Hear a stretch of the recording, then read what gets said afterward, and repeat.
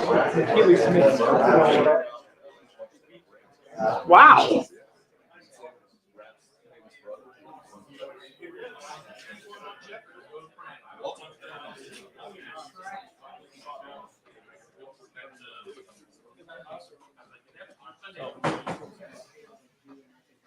All right, folks, we're going to go right to questions. Front row middle, Dave Biddle, 24/7 Sports. Hi, Ryan. Got a chance to see a lot of true freshman play. A guy like Caden Curry, what do you see his role being going forward? The more he plays, the more he's going to probably find a role for himself. He's very, very productive. He's been productive since he's got here. You can see that when he's on the field. And so he's helping us on field goal. He's helping us in some special teams areas as a backup. But to see him get in the game was great. And anytime those young guys can play, they learn a lot. So good start for him. On the offensive line, how are you feeling there? Both starters, depth, how are you feeling after 2 games with your O-line? Okay. Yeah, I think that there's some good things going on. We still are nowhere we need to be, but I think you can see there's been growth there, and there's been a lot of good things, and the way they're running the ball is much better, but we still got a long way to go. Fourth row right, Tony Girdman, Buckeye Huddle. Ryan, your assessment of Tommy Eichenberg so far as a leader of the defense? Solid. You can tell he's playing fast. He's productive. He and Steele both last week I thought were very productive, and they're running the defense at a pretty high level right now. So that's good.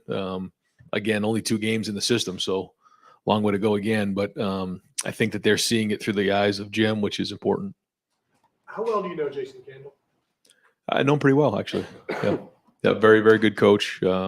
He and I have spent some time together during camps and just, in the coaching circles. And he's a very, very good coach. You can tell his teams are always prepared. He's got a good team again this year. So, all you have to do is look back to last year, the way that they played in South Bend. And with the transfer portal, they've added some nice pieces. So he runs a great program, and he's got some good players, and he's got a really good staff. Let's go deep left, Brendan Gulick, Buckeyes.now on Sports Illustrated.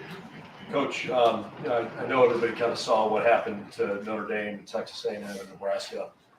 I'm curious, as you think about the level of attention to detail with your guys as they're prepping for games that aren't conference games, how pleased are you with the way that guys are not missing little things as you get ready for non-Power 5 teams here? I'm very critical. There's some things that I think we need to clean up in those areas. One of the things that we've talked about is that it really doesn't have anything to do with the team we're playing. It doesn't. It has everything to do with Ohio State. We're Ohio State. We're Ohio State. Doesn't matter who we're playing. And so it's about the process. It's about the way that we play. I tried to explain them the other day. If you go out and maybe listen to the best, pianist in America, you wouldn't go to a bar and expect them to be terrible, or taking the night off, or if they're playing at Madison Square Garden, all of a sudden it changes. It's the same way with us. It doesn't matter what the stage is. It doesn't matter what's going on. We only have 12 regular season games. And in football, the rest of the stuff that goes on doesn't mean anything. What matters is when you play in that game. And that's where the competitive stamina focus has been in the offseason, and it continues to be moving forward. So we did some good things last week, but we still got a long way to go. A couple games in, and I know you've got a couple games to evaluate on tape. You had a chance to play a little bit of depth in the fourth quarter last week. But in terms of developing younger guys, just in general, how much more prepared do you think your second and third string guys are, even if they haven't gotten playing time? How much more prepared are they now to be able to get in the game where you guys won't miss a beat? That we're getting there. Last year, we had starters who weren't ready, so forget second and third string. But there are some guys in the program with a lot more experience than we had last year in all phases. The younger players, the freshmen, whether it was COVID or some of the things that have gone on during their high school career, they need to get on the field and play more. But they're learning, and a lot of them are overwhelmed right now with everything that's going on. So many of those guys, for all of us, we're back to normal, quote unquote. What's normal for an 18-year-old who spent a year or so in COVID during high school? And so they're still trying to figure it all out, and they're doing good. But some days are better than others, and the more they get a chance to play, the better we're going to be and the more we can build our depth. But for the older guys, I think they're doing a solid job. Right in front of him, Jacob Bench, the Lantern. I just want to ask you about Jackson. Do you have any sort of update? How is he progressing through just the rehab process? He's further along than he was at this point last week, and we're going to expect him to play this weekend. We'll see how this week goes. But like I said, we're going to only put him in the game if we feel 100% sure that he's ready to roll. But we're expecting him to play. Gotcha. And you were talking a second ago about preparing for non-conference games. When it's an in-state opponent like Toledo or et cetera, just what sort of emphasis do you have on maintaining that success and standard against in-state programs? Because it's been a while since your team's kind of fallen to an in-state opponent. Yeah, I mean, there's a lot of great football in the state of Ohio, and we all take a lot of great pride in that. So when you play somebody from your own state, it's a strange feeling. But Jason does an unbelievable job. Toledo has a very proud program, and so do so many in the state of Ohio. Luke does such a great job at Cincinnati. So I think we're all proud of being from Ohio, and the high school football in the state of Ohio, all promoting that. So when we get together to play on the field, it should be a great night. Fourth row middle, Pat Murphy, 24/7 Sports. Brian, I know penalties are something you addressed after Notre Dame. It happened again this weekend. What do you do to address specifically the penalties that you've seen? How do you address that so that it doesn't become an ongoing thing? It's like anything else, either you're accepting it or you're coaching it, and you have to take that to heart when you're a coach. So, they're being addressed. We have our ways of doing that, and that's not going to be accepted moving forward. Now, there are certain things that in the game that are going to happen, and a lot of that is coaching and technique and execution, and other things aren't. So, once you start getting yourselves back into the game and the emotion of the game, you have to be able to take a step back and play with emotion and not let emotion play with you. So, all learning experiences, but like you said, we got to get better. Dallas Gant's a guy who maybe didn't play as much as he wanted here, but now in Toledo, now playing quite a bit. What did he mean to this program, maybe behind the scenes, that people didn't see? Throughout the whole recruiting process, Dallas and his family were excellent. And while he was here, same thing. And, it's great. It's great to see him playing. Certainly wish he was playing for us, but it's not great when you have to go play somebody that was in your program already, but he comes from a great family, a great program. And, I guess we're all kind of getting used to a little bit of this transfer portal and how it works. And, I guess this is the real positive side of the transfer portal, an opportunity for someone to go play. And so I'm glad he's doing well. Go deep into the back, Jeremy Birmingham. Right. I'm well back here. So obviously, he's talking about transfer portal and how that's changed things a lot in college football. In the last year, we've had 12 months, 13 months of NIL stuff now. Yeah. Just generally speaking, how has that changed relationships in recruiting and conversations in recruiting? It's changed a lot. I would say for our players who are doing great in NIL, for them, it's almost like a bonus because that wasn't talked about in recruiting. They weren't, part of that. Now this next crew coming in, this is part of the conversation that the guys are talking about is the NIL situation. So, I think that will affect things moving forward, just the way things are.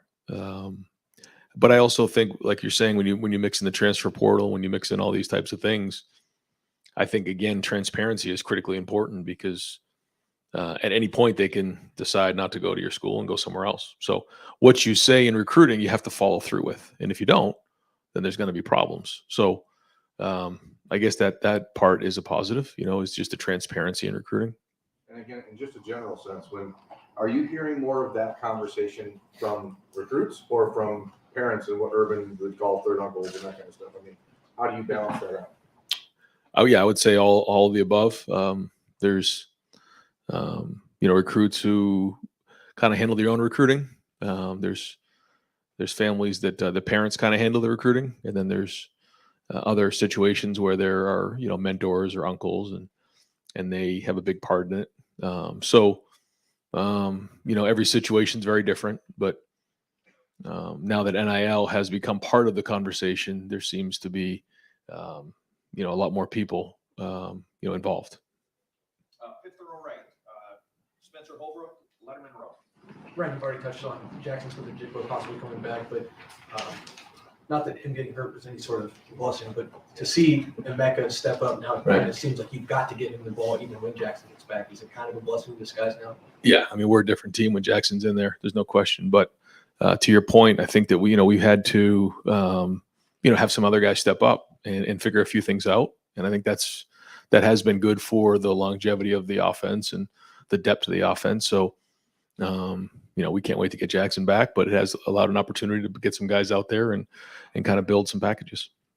I know you love when we ask about throwing the ball to the tight end, but Cade Stover's already caught 5 passes and 6 this season. Is there a more concerted effort by CJ, by you guys, by Kevin to get him the ball, add that another dynamic to your offense? You can see the play he made. I mean, he looked great on that route, and he's been strong, and that's what we're seeing in practice. And Cade's a weapon for us, and we know with the strength of our receivers that we're going to get him in a lot of one-on-one situations, and so he is another weapon for us. And yes, it's good to see him get some catches, and hopefully we can keep building on that for him. Third row left, Dan Hope, 11 words. Ryan, number tight end, G. Scott got him there for some more plays this past week. Do you kind of view him as a guy who can supplement both your tight end and your receiver depth with his skill set? Well, he came over from receiver, but he works with the tight ends full time, and you can see his ability to block as a tight end, and that's great. So it gives us a lot of versatility there. And each of those guys give us a different skill set, which allows us to adapt in game, which is what happened last week. And I thought what G brought to the table really helped us in that game as they were going from 3 down to 4 down. I don't know how they viewed G, but it looks like they viewed him as a receiver, and then we lined him up as a tight end, and we didn't really see any more 3 down, drop 8 for the rest of the game, which is great for G. And so now we can build on those types of things. Yeah. And with Denzel Burke, he had a couple penalties, gave up a big play, he came out of the game for a while. So how do you kind of feel about how his season has started and how he can bounce back from those things? I mean, Denzel is very, very talented, and you guys see what he's capable of. And, I think that, he's going to keep working to get better. And, he certainly has some plays he wants back, but, we're all confident that he will, and he's ready to make those plays. But at the same time, he's got to identify what those things are that, got him jammed up on those plays and make the adjustments from there. Right front of him, Stephen Means, Cleveland.com. Ryan, it's kind of a weird way to ask this question, but the touchdown pass to Emeka, the route he ran, was that kind of similar to what you guys did with Chris against Wisconsin in 2019 at all? Yeah, similar. Yeah. I would say so. A little bit different. That was in a 3-by-1 set. This was a 2-by-2, but yes. Whether it's Justin or CJ, where do you want him to put that ball exactly on that type of route? Right on the money. Yeah. That one was well done because Emeka kind of worked his way through a lot of traffic there, and it didn't quite drop the way that we expected it to. But what it did allow to have happen was because he kind of got caught up in the trees in there, the rest of the coverage kind of got depth, and so it opened up the middle of the field, which is what we were trying to get done there. But Emeka was strong, and I'll give Emeka a lot of credit. He plays physical, he plays strong. Where in that situation, a lot of receivers may have kind of got bumped off the route, and the route would have been dead. I mean, he just kept pushing through it, and the protection was excellent. Mayan Williams picked up a nickel blitz there, who kind of added on, and that was really well done and allowed CJ just enough time to slide in the pocket. I think that's another thing that CJ is doing a good job of, is his pocket presence. He's had to escape a couple times. He slid there to buy himself a little bit of time. The protection was good, and it allowed us to play for, an opportunity for a big play. And I think that's something we talk about with our whole line is that, when plays like that, when you can give the quarterback and the receivers time, boy, the rewards are huge. If you don't have good protection there, that play doesn't develop because it took a long time. Just update on Julian Fleming and see kind of on the same development with Jackson. Same thing. Yeah. We're expecting Julian to play this week, and same thing. I think he's very similar to the Jackson situation. Yes. Front row right, Joey Coffin, Columbus Dispatch. Ron, you mentioned Jackson was further along than last week. Was he doing anything better? What can you guys just share on his progress? Yeah, it's just in the rehab and just in the strength and the flexibility and all that stuff. And as far as the cornerback rotation, J.K. Johnson came in for Denzel Burke in that second quarter and got quite a bit of snaps. What did you see for him? Is probably like the longest look we really had with him. Yeah, no, J.K.'s done a really good job. J.K. has a lot of skill. He can really run. It means a lot to him. He's practiced well.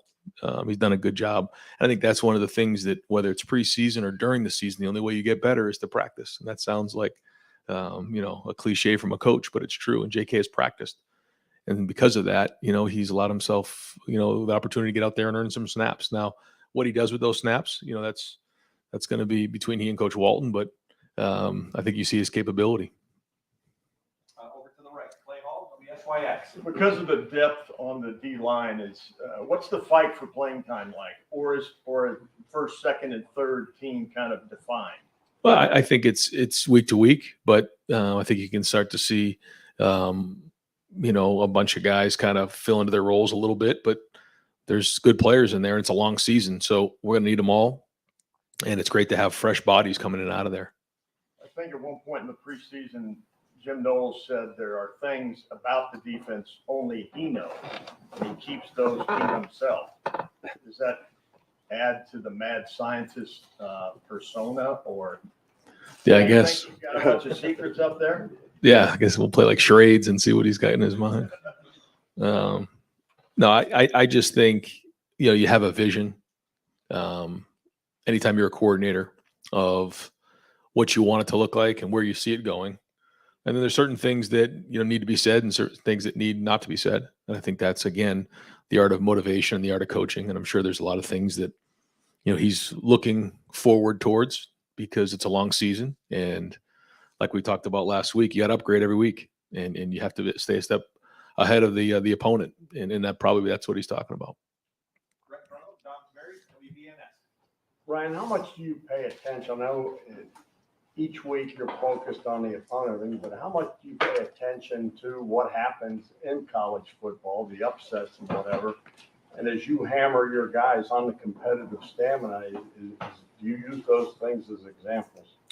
Well, when you have a noon game, there's nothing better than being home at about 4:30, 5 o'clock, and then just sitting there and watching the games and watching some of the other coaches and teams have to go through what we go through. But it was great to sit back and watch some of those games. There's some great games, and tribute to all those teams who played really well and did a great job in the off season, and I thought it was wonderful. But it does go to the point that whether it's this year or any year, anybody can beat anybody, and you have to have that approach when you come into the games. And there's some really good teams out there. We're going to play one this week, so.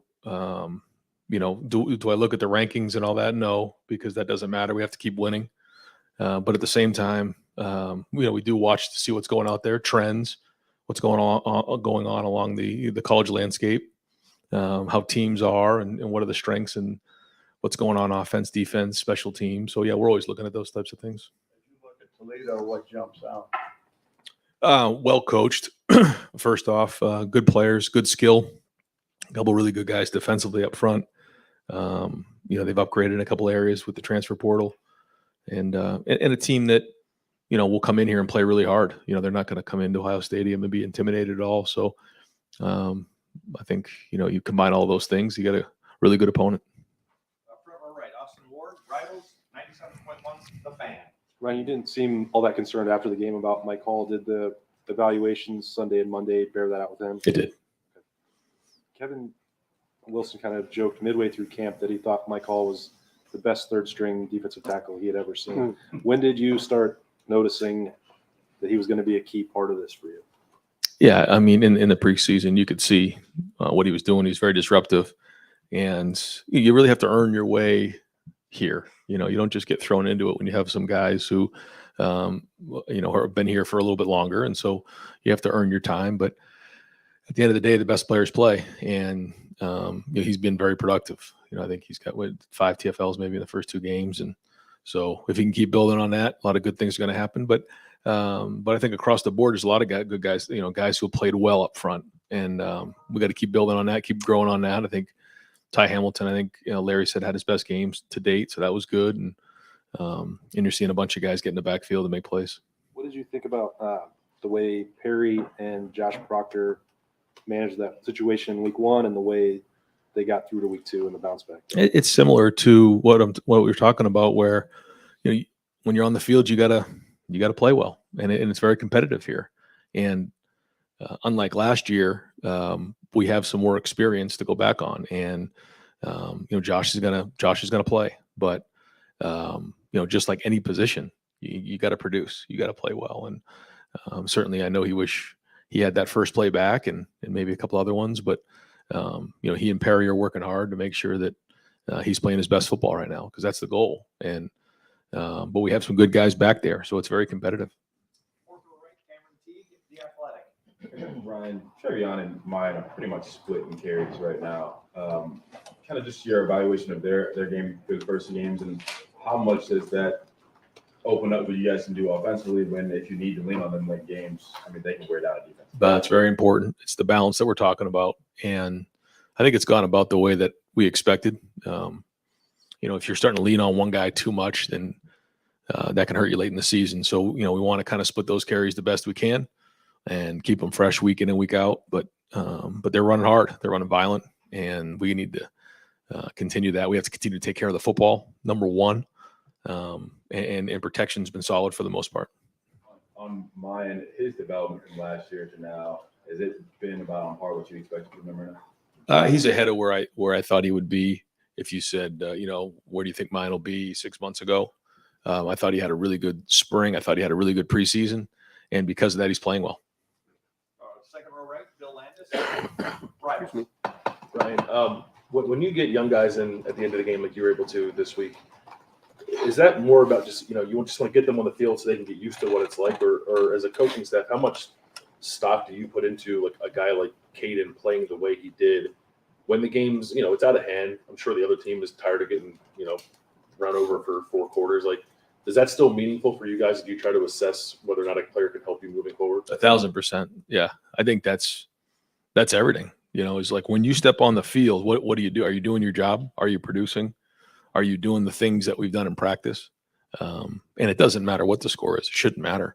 And especially for a young player with an opportunity to get out there and show what he can do. And, if they go out there and they do it, then usually pretty early if they can handle just everything that's going on. Because in a game, there's a lot to process. Sometimes in practice, it's very segmented, and you get 3-4 plays in a row, and then you kind of catch your breath, and it's team run or inside drill or 7-on-7. But when you're in the game, there's a lot going on, and we kind of call it the fog of war. Things can get foggy real fast, but some guys, they thrive in that environment, and so we look at all those types of things. And as you assess the run game through 2 games, you look at the final stats, they look pretty good, right? But has it been as clean as you want it to be? I know I think that needs to continue building throughout the season, but just where you are through these first 2 in terms of how it's looked. Does it look the way you want it to look? Yeah, I mean, we got a long way to go. We're nowhere we need to be, but it's cleaner than I expected. I just think we look like we know where we're going. Running backs are running hard. I mean, we're on the same page. It's well put together. And so that part's been solid. We're nowhere we need to be. I mean, we got a ways to go, but I have been, pleased with where that has been. So a lot of things to get better at across the board, but that has been positive. Second row middle, Nathan Barrett, Cleveland.com. Jordan Hancock had dressed for both of these games, but hasn't been on the field, obviously. Yeah. Just where do you assess where he is right now and how much he can help whenever he is active again? Well, he's talented enough to help, and we counted him to be in the 2 deep and be a contributor right off the bat. So I think we'll finally get him back this week. We're hoping for this weekend. It was a significant injury that took a long time to get back from. So he's been working hard. It's not like he hasn't been working at it. He and Stu are out there every day working and grinding at it, but it was a pretty significant one. So we think that this week he can do start getting into some of the scout work. He actually got a little bit of scout work in last week, and we're hoping to see him on the field this weekend. And with Emeka, obviously, it seemed like Julian was probably pegged still to be the starter there before he had whatever setback he has. Do you have to reevaluate that now and just how big of a role Emeka is going to have in this offense going forward based on what he's proven? What we thought going in was that we were going to roll these guys at different positions. So all those guys really learned all of the positions. And when Jackson and Julian were unavailable for that first, I think we were good going into Wednesday. And then by the time we were in the second quarter of Saturday, we were down 2 of those guys. So it was a little bit of a panic there. And so because of that, Emeka and Marvin and X have really got stretched pretty thin here early on, taking a lot of reps. And so to get those guys back is going to be critical. And then from there, we're going to just parse out the reps the best we can, which means, who's taking the first snap, I'm not sure, but those guys are all going to play because they all need to. Got time for just a couple more. Front row middle, Bill Rabinowitz, Columbus Dispatch. You kind of addressed this a little bit, but we're 2 games in. It's obviously still early. You talked about some of the deficiencies. I mean, are you in general pleased with where you guys are and what needs to improve? I wouldn't say I'm pleased because I just we have to continue to have that edge and make sure that we know that we're nowhere we need to be. I mean, it's good that we're 2-0, but we got to keep growing and keep have that edge to us that we got to improve ourselves every week. So areas of improvement, certainly the penalties is one thing that's ridiculous. So we got to get that fixed. But across the board, I think it's just everybody and everything. I don't think it's one thing that's glaring. I'm certainly we could sit down and probably identify 3 or 4 things, but without getting into that, I just think everyone has got to improve. The coaching's got to get better, the execution's got to get better, the pad level's got to get better. And the only way to do that is to practice, and then your test is on Saturday every weekend. And again, it's regardless of the opponent. And your defense has obviously played well, allowed only 1 touchdown. Surprisingly, no turnovers. Is that something that's a concern, or is it kind of like those things kind of happen in waves? I thought that was unique too. I was thinking about it the other day, but if you start saying something like, hey, we need to start creating turnovers, then all of a sudden you start going away from your fundamentals and you start to try to force things. And I got a feeling those things are going to happen for us because we are very disruptive now. Haven't created any turnovers, but have created a lot of TFLs and a lot of sacks. And so I think that's been good. And, the turnovers are going to come. And final questions, front row right, Tim May, Letterman Row. Right. If I was going to put together a clinic film on 4 different touchdown passes a guy could throw and show patience and or accuracy, et cetera, it would have been the 3 to Marvin and the 1 to Egbuka. Where do you come down on that and standpoint? What is that just showing you about the versatility, not only of your quarterback, but like you talked about earlier, his patience? Yeah, I didn't think of it like that until you just mentioned it, but I think it's a really good point. And really the one that they called an incompletion on Marv was really well done in the red zone. He went to the second part of that read and really put it, we call it down and dirty, right in his belly. And then, we didn't come down with it, but no, I think that's good. Do I think, by any means is CJ where he needs to be? No, he's got to keep growing and keep building, but it was good to see him get into a rhythm and make a lot of those different throws. Like you said, movement's been good down the field. It was really good yesterday or on Saturday. So yeah, it was good to see him play like that. And then also get into the rhythm with some of those younger wide receivers. And I thought the game slowed down for Marvin in the second game. You could just see just the depth of the routes, the timing of the routes. Everything just seemed a little bit more in sync, and we got to keep growing on that. So, I know you watch the whole game film, or you watch the defense the next day, right? Right. Something. Give me one defensive play that just stood out to you. I'm not looking on the bad side. I'm looking on, maybe I'm throwing one out there, the Mike Hall sack on 4th and 1, where they're still in the game, whatever, and he beats the guard to the left and uses him like a turnstile. It turns right into the quarterback. I mean, well, that's a game changer or whatever. Just what was your take on that? Yeah, no, that was great. And he's been like that, and that was good. Big time play. And I guess that's a turnover there when you get a turnover on downs, right? But I liked when we came out of the half, we scored, we got a 3 and out, and on the 3rd down play, we executed that 0 blitz and Steele got home for the sack. We got the thing around midfield. 2 plays later, we scored another touchdown, and then we flipped the score with 14 points. And actually, defense came back and got another 3 and out, and we didn't score on offense the next time. That we could have flipped it 21 points in probably about 6 or 7 minutes. And so that part was good, but you can see what we're capable of. Thank you. Great, Coach. Thank you very much. Thanks, guys.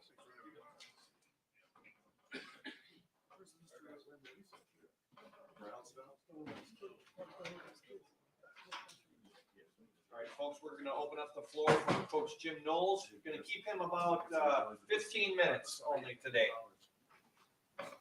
Do our best to get a lot of questions in. We're going to open it up far left. Justin Holbrook, WCMH. Quan Finn, obviously an athletic guy, likes to run the football, pretty good at passing too. What have you seen from him on film? What kind of challenges does he present when he passes? Yeah, I think he can run it anytime he wants to, not as much designed quarterback run. I think we have to be ready for that. Makes a lot of plays with his feet in scrambling situations. I mean, that's when we really need to be aware of what he can do. But he has all the tools, makes all the throws, very, very capable. We'll go second row right. Delandis Rivals. Jim, have you always been comfortable zero blitzing, and how important is it to show an offense that you're willing to do that? I mean, you become, if that's your philosophy, and it is mine, because I know it just puts a lot of pressure on the offense to execute. And when you have it in your arsenal, they have to plan for it. There's risk reward to it. I've become more comfortable with it throughout my career because, I know it's important to the structure of your defense to have that be something that is always there where you can get after someone. It changes the game. Your players believe in it. You're talking about even if they get the ball off, making a lot of one-on-one tackles, but there's a lot of timing to it, and it's a practice, where everybody kind of feels in sync. That if the ball does get out, it's that quick, make a tackle. So it's definitely part of my philosophy, and I guess you could say I've grown to it over the years. Front row right. Tim May, Letterman Row. Yeah, I want to get your reaction, Jim. There were two plays in that game that really stood out, and Bill just touched on one of them. The offensive linemen have set their feet, and then y'all had both linebackers step up into the A gaps. Are you sitting there watching it happen, going, okay, this is what you're looking for? I mean, you know what I mean? Just kind of what's your reaction to a play like that? Yeah, when it all comes together, it's a beautiful thing to watch. And I don't really get to enjoy it in that moment as much as maybe the next day, because I'm trying to get ahead. I'm already thinking ahead, but it is a little bit watching a plan come together and all the parts that go with it. And because you call something, but the offense can really do anything they want. And then when it works, it's just a lot of hard work, a lot of thinking, planning, 10,000 hours kind of go into that one play. Yeah. And, go into that one play. So when it comes together, it's satisfying, but I don't get that much time to enjoy it, really. Yeah. You don't go yippee. No, yeah, right. There's no yippee. But No. the flip side of that, my call, 4th and 1, they're in midfield, they're going for it. I mean, it's their chance to stay in the game, whatever. He goes across the guard's face and then turns up and gets the, that's an effort play, right? I mean, describe the two emotions you get from watching those two different plays. Yeah, that is definitely well, he's a talented guy, but it's a effort and more of a habit. It's really in those critical situations, unless you've dialed up something perfect, you fall back to your training and your habits. And that's like, we've been talking about Mike Hall since I've got here, and he's just been doing that over and over again. So when it happens in a game, you're not surprised, because that's just the way he practices and plays. Front row middle, Bill Rabinowitz, Columbus Dispatch. Another Mike Hall question. His quickness off the ball, how rare is that? And when did you really start to think this guy is something special, or potentially something special? I thought it the first time I saw him go full speed against talented offensive linemen, because you're right. It is rare, that first step. is very rare. There are a lot of talented guys, a lot of strong guys, a lot of athletic guys, but the ability to get off the ball, it's a split second thing, and it's just something that some guys have. He has it. A couple of three of his teammates described him as, or at least compared him to Aaron Donald. I don't know what you think of that. Can you comment on that? And also the fact that as well as you guys have played, there haven't been any turnovers. Is that an issue, concern, not a concern for you? I think where Mike goes is, he has tremendous potential. He earns everything he gets. I think, the sky's the limit in terms of where he can end up. Turnovers, takeaways, they're one part of the metric to being successful on defense. I think they come as guys get more comfortable in the system. And when you're more comfortable and you can see, the forest through the trees, and you're able to take more chances because you feel comfortable in the system. So I don't like it, but am I concerned? I mean, I'm concerned about everything all the time. That's just one thing. I think back to I think it was 2012, first year we made a bowl game at Duke, which is, great. We got 6 wins, and Duke hadn't made a bowl game in a long time. And then we had to face Clemson and Florida State back to back when they were both at the top of their games. I think it's 2012. We had, in those 2 games defensively, we had 10 takeaways. We also gave up 100 points. So, I mean, it was like, it was, we had 10 takeaways and gave up 50 points a game. I mean, how do you do that? So, I mean, takeaways are just, they're one part of the metric, but, we review it with the team. We go over our goals. The thing about defense, it's a right now proposition. Either you stop them or you don't. That's the way I look at it. Taking the ball away is one way to stop them, and getting off the field on third down is another way to stop them. Then sometimes the ball ends up in the red zone. Either we did it to ourselves, or sometimes it just gets there through other ways. It doesn't matter. Then it becomes the field goals. And I think we've been doing, that's one area we've been doing very well. So there are a lot of metrics, takeaways, one of them. We want that to be better. Fourth row right, Cameron T, The Athletic.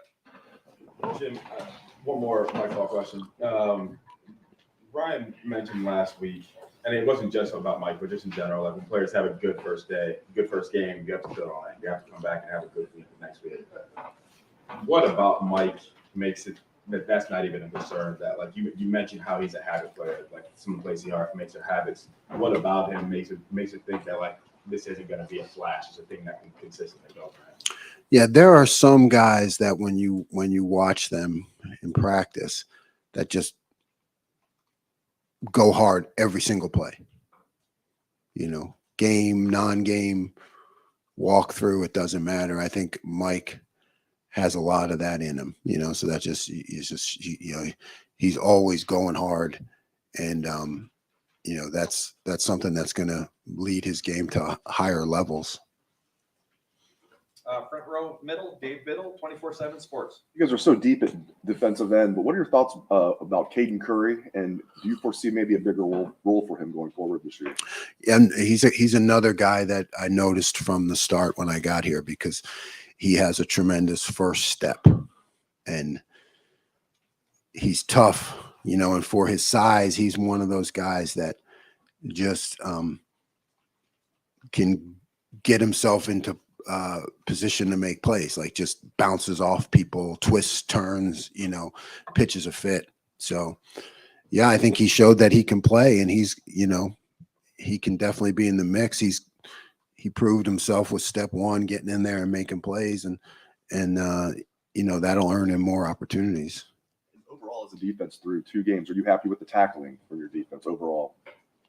Yeah, I mean, I think that it can be better. I thought we had some missed tackles last game. Again, it is a habit. It is totally a habit, and like I said from the beginning, practicing it in non-tackling situations is a whole concept that we've been selling since we got here, and the players, have bought into it. But now it becomes a habit of in practice, putting yourself in position. Yeah, we're not tackling. Are you in position? Where's your mindset? It's like an over and over thing, but I think we've made a good start. Third row left, Dan Hope, 11 Warriors. Jim, Denzel Burke, he gave up a big play, had a couple penalties. You guys took him out of the game for a while. Just how do you kind of assess the way his season has started, and kind of how do you help him bounce back from that? Yeah, Denzel's fine. Those guys at corner, they live on an island. It's something that 99.99% of the population could never do. It's a really tough competitive situation. Sometimes you get into a little bit of a slump. You come out, reassess. He went back in and did better. So I think he's on track. Corners are going to have because when you're in such a high pressure position, you're going to have some ups and downs, and it's really natural. And he's got a great attitude, and we trust him. How do you feel about the depth behind Denzel and Cam right now? Well, we'd love to have Jordan back. I think he can really add to that. It is what it is. So I try to not have any feelings around it. That's sometimes this is what it is. So it really doesn't matter how I feel. It is what it is, So we're working with the guys we have, and they're giving us everything that they have, and we're going to keep getting them better. Front row middle, Joey Kaufman, Columbus Dispatch. Jim, to follow up on Denzel, when you're, I guess, evaluating a rotation and when to take a guy out or whether to keep him in and let him work through stuff, what goes into that? And specifically in Denzel's case, what went into that in the second quarter? Well, a guy struggles on one play, no big deal. You struggle on two plays, and maybe you can just feel, you get a sense and a feel that he's a little bit behind. That's not a good feeling as a player. Like, I know if I ever get into that situation as a play caller where you always feel like you're one step behind, sometimes I'd like to say, hey, can we take a break here? Anybody else come in? But I can't, right? So I got to kind of call my way out of it. But when you have a player, you just see, you say, hey, man, he just seems a step behind, a little off, that's kind of a thing as coaches. That's our job, to kind of get him out, reassess, get him back in, so he can do it. Somebody who was banged up in camp, has that had any carryover effect? Well, it doesn't help, right? Repetitions stack on top of each other, and repetitions against quality opponents stack on top of each other. And when you miss a lot of time against our offense, those are certainly repetitions that can elevate your playing performance. So yeah, it doesn't help. Second row left, Stephen Means, Cleveland.com. I know you said you didn't, big fan of rotating, but you've done it at that one position with Cody and Steele. What do you liked about their two skill sets and how they maybe complement each other? Yeah, I think that Steele is athletic. Cody has a good physical presence and experience, and a very Cody has a very stable mindset that I think the rest of the team picks up on. He can handle calls, checks, and just he brings that presence to the defense. So I like the fact that he's in that mix, and we got three guys really who can play right there.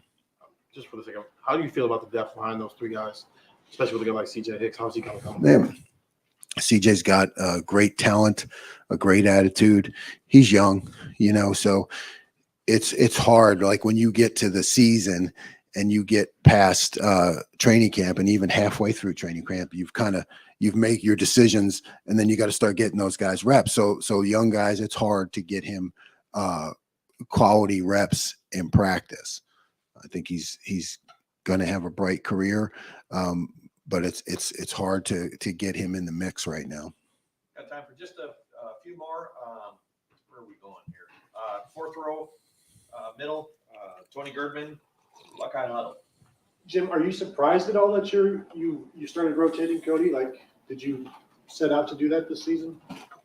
Yeah, Cody was hurt, right? So didn't get much of a chance to evaluate him, but you could tell by his presence in the meeting room and the respect the other players had. I had hoped that he would be able to show during fall camp to be a guy who was going to merit a lot of playing time, and he did. He's really stepped up.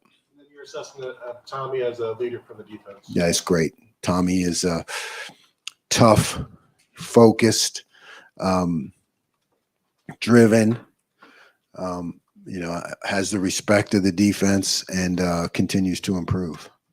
Second row middle, Nathan Baird, Cleveland.com. What are your thoughts on that bend but don't break moniker for a defense? And can it be a valuable thing? And is it only relative to, I guess, the quality of the offense you're playing? I don't like it. I don't like that. I would never call a defense that I was associated with that. It's like I said, to me, it's a right now proposition. We go on the field. I go on the field with the mindset every time of getting the ball back to our offense as quickly as possible. So I never think about bending, but not breaking. It's tough to even switch into that mindset when we go up. We have a lead, or you put some guys in the game. I'm still always chirping to go out there and hold the line and stop them right now. It's a habit. It's a way of thinking. So, I don't like that term.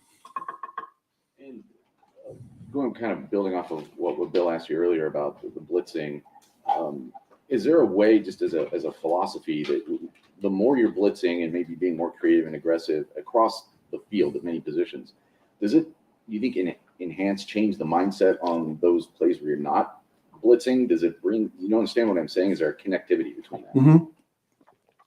I think your defense starts to believe in making plays, and your defense starts to believe in playing offense on defense. And that no matter what the situation is, you can set them back, get the offense behind the chains, create an advantage. So yes, when you start doing that, blitzing, creativity, taking some chances, you make some plays, then I think the guys, they don't really think when they're out there, oh, we're blitzing, we're not blitzing. It's just a mindset that you're trying to develop on the defense and that they're confident that they can do that. Great. Coach, thank you very much. Thanks, Coach. Folks, we have about 40 minutes before CJ is available. He'll be in here about 1:30. So everybody at ease. Did you grab us lunch? 1:30 before CJ will get here. Man, I wish. Sorry, share bed. I'll do those.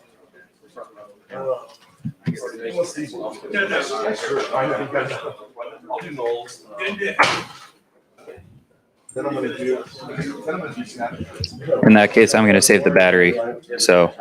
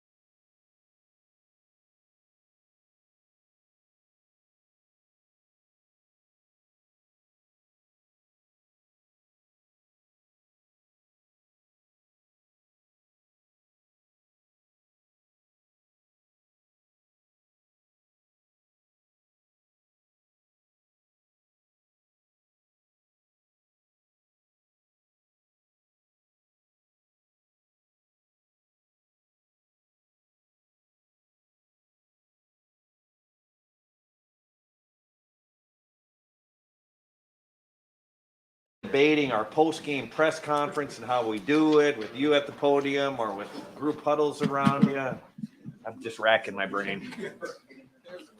Thanks for coming. Appreciate you. All right, folks, we're going to open up the floor for CJ right here, middle. Joey Kaufman, Columbus Dispatch.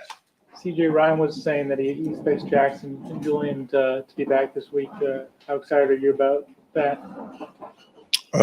First and foremost, I want to give all glory and praise to God, but I think that will be exciting for our team, just getting two dynamic playmakers back.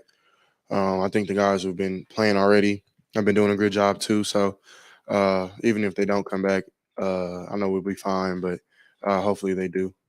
Over to the left, Stephen Means, Cleveland.com. CJ, that touchdown pass to Mecca, can you just kind of break down what you were seeing on that play and also the type of throw you have to make to be accurate in that situation? Yeah, so it was a forward look. We knew kind of that the Sam was triggering on the run because he had the B gap responsibility. So we're kind of picking on that some part of the game, and Mecca did a good job by selling drag and then piping it up. So I know I think he ran it off the mic, and then I couldn't find him at first, but then I just kind of just kept looking, knowing that the type of route runner he is, he's not going to just give up after contact. So after he did that, I just kind of just wanted to give him a good ball he can run with, and I think I did that pretty decently. So I think it was a good execution by both of us, just making it work, even when it wasn't the ideal look that we thought we were going to get, but it worked. So. Right behind him, Dan Hope, 11 Warriors. CJ, what does G. Scott bring when he's in there with his, kind of combined ability to play receiver and tight end? Yeah, I think he's a very dynamic tight end. He has the ability to run block, pass block, and also run really good routes. So, being his background, being an ex-receiver, I definitely think that he has a lot of positives to our offense, and we'll continue to use him more and more. So. Right behind him, Jacob Benj, the Lantern. Yeah, hey CJ, I asked Ryan about the emphasis he places on you guys about playing an in-state opponent. If you can recall the Akron game last year, maybe even a little bit this week with Toledo. Ohio State has a pretty good history playing in-state opponents. Just what do you notice about what's different preparing to play a team from Ohio going into game week? I mean, I think every opponent I try to approach the same. But I mean, being in state, I don't know if that really changes anything, to be quite honest. Maybe they have a couple. I know Dallas Gant, their middle linebacker, played here too. That's one of my former teammates, good friends. So I'm not sure if that really plays anything to it. I mean, at the end of the day, we're just gonna go out there, compete, try to have fun, and win the game. So, but I definitely think, I mean, we'll go out there and maybe try to beat them more because they're in state. I'm not sure. I just want to win. I don't really care. Front row middle, Bill Rabinowitz, Columbus Dispatch. CJ, is there something that you worked on in the offseason that you've been pleased that you've been able to take to the field this year? Just some area of improvement so far? I don't know. I probably just a multitude of things. I definitely I think I've been harping on this a lot, just being smarter in the game, taking what the defense gives me, and trying not to turn the ball over as much as I did last season, and just being smarter with the football, spreading it around. So I mean, it's still early in the season. I mean, there's only 2 games in, so still have a lot of more improvements to still do. But I definitely think that we're making strides, just being a smarter offense, being more dynamic in the run game and pass game, kind of letting it work with each other. So I think as a whole, we're getting better and better every other week. So definitely have some more things to fix, but we're getting better. So Over here, Tim May, Letterman Row. Yeah, set back to that Emeka Egbuka throw though. Explain to me when you feel like you really started to develop patience as a quarterback to let things sort of develop. You know what I mean? In front Yes, sir. of you, and how long have you had that ability from your vantage point? I don't know. I think I think God blessed me with that kind of like anticipation, kind of skill since a kind of a young age. I've always been kind of gifted in that aspect. I feel just to fill out defenses and know when my guy is gonna be open and where, and just throw it to a spot to where he can get it and where he's gonna be, not where he's at the moment. So, I mean, we've been working. I think those type of routes you have to work on in the off season, with like any timing route. So I definitely think mine did a good job in that, look too. Because after we faked off the Sam, he ended up blitzing, and so I had to like step up a little bit. Mine kicked him out for me, and it's just everybody kind of just doing their job to make execution work. So I definitely think that that's something we can build on, and hopefully we just keep doing that. But it's obvious to you immediately that if Emeka can get through the mess, it's wide open, right? I mean, how do you fight that antsiness? I mean, to make it happen before it happens. I don't know. I just think if you just like kind of think about like past games or past things that you maybe even when you were playing as a kid, and just I think this is learning experience, just like knowing that not to rush things. I think anything good happens in life in general take time. So that's even with football, running routes, throwing the ball. So I think time is a virtue. So I definitely think my O-line was definitely they always start. I always tell them they're the best players on our team. So the game starts and ends with them. So if they can give us time and our receivers can have a little bit of urgency with their routes, then it'll work out. So I think definitely just time off and on the field is what made that play work. Nick, right next door, Austin Ward, rivals. CJ, was that play actually designed for Cade? Cade and him actually coming open. It wasn't designed for him. It was Mecca was the first read, and Cade was the second, and then if it was anything else, and I could check it down or do something else. So Cade did a good thing. Cade ran a good route as well, and he ended up being open. But if one isn't open, then I go to two. So I'm not gonna pass up on one if one is still working on his route. So. Seemed like Arkansas State was just more worried about Cade than Emeka, which was an interesting choice. Yeah, I mean, Arkansas State was not a bad team at all. I mean, they have a lot of good transfers. Their offense was pretty dynamic with Champ. He's from where I'm from, so it was good seeing him kind of it wasn't good seeing him have a good game, but it was good for me to see him after the game and say what's up to him. It was number 7 on their team, and they weren't as bad as everybody just thought. So I definitely had some good players, and I think they were well coached. And I think we still end up play good. Right behind him, Bill Landis. CJ, when Julian's healthy, what's he bring to this offense? What are you looking forward to seeing him do once he gets back out there? I definitely think Julian is very versatile. He's very dynamic. Just of course, everybody knows he can go and get the deep ball and things like that. But he's been working on his game a lot this summer, just snapping his routes down, making them clean, making them crisp, like curls, digs, outs, different things like that. He's definitely stepped his game up with those. And then, of course, he brings that physical element, just him being so big and being able to block people. And so I definitely think we'll use him maybe in all those aspects. And when he comes back, he'll definitely be used a lot. So definitely excited. And I think he's super excited as well to come back and contribute to wins. Second row middle, Nathan Barrett, Cleveland.com. I wanted to ask about Donovan Jackson and what you've seen from him so far, but then also just the whole package that he is, size and athleticism and the way he sees a game. Specifically with the run game, how can you guys use him as a weapon in the run game? He's very smart to be so young. I mean, he knows IDs. He knows what we're trying to get done. He asks a lot of questions. Him and Luke kind of work hand in hand. So just being so young and being able to kind of adapt to college football so quick, I definitely think that just pays to how much he works, not only on the field but in the film room. So I mean, yeah, like you said, he's a really big body. He's really agile as well, but he works really hard in the weight room. So he's able to move people out of the way and do things like that. I think him and Paris, being on the left side, both work together really well. Both have really good feet work. So I definitely think Donovan is going to be a great player, and he has shown that. So, but he has to definitely just keep growing, remain humble in everything that he's doing. And I definitely think that he's just that type of kid. So he's a good guy, and I definitely think that he'll have a bright future.